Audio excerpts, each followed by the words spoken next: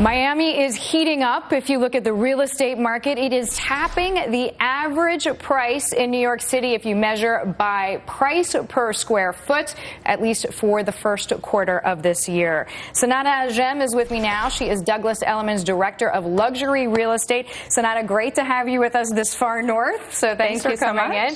So you have been in the business, the ultra high-end luxury market in Miami for about a decade. What stands out to you now? What's changing the most in the past, say, the year? What's changed the most is actually the buyers who are coming to Miami. In the past, it was mostly South Americans, Brazilians, Argentines, and Venezuelans. What we've seen lately is really the northeastern buyers and a lot of Canadian buyers. So everybody basically sick of the weather, saying, finally, we'll just get over it and buy a place in Miami. Exactly. They want the lifestyle, they want the fabulous weather, and of course, great tax situation, because Florida doesn't have state income tax. And we know for that reason there are numerous athletes, among other high-profile people who own property in Miami. So when you say luxury, what is the price point? Well, we're mostly looking for luxury per se. It's 1 million to 3 million.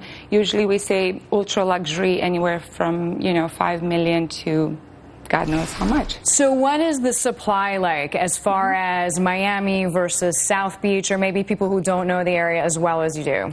There's a huge difference in different segments when it comes to the market in Miami. You've got the Miami Beach, which right now has the average price per square foot at $1,566. Just to compare, the latest report that came out for New York was $1,533. So it's topping, Miami is trumping New York. Yes, when you look at average. Of course, New York has many more trophy properties and, great prices. So you'll have, $5,000 a foot, $10,000 a foot for some outliers. To compare that to outliers in Miami, at Faena, for instance, we're seeing $3,500 a foot or $2,500 at the Addition. So what has been the biggest surprise to you as somebody who knows that market well and has known it for a while? The biggest surprise lately is how the strength of the dollar has impacted that market.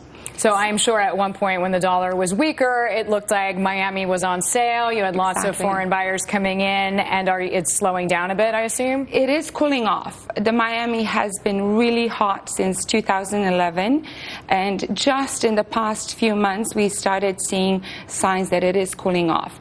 For instance, in 2012, we saw 27% increase in prices, 22% the year after, and this last year was 16%. So just out of curiosity, even though I hear you say it's cooling, as far as who's interested, and I heard you give the list of nationalities, is there any shift in whether it's tech money, Wall Street money, franchise money? Where are you seeing the profile of the buyers shift, if at all?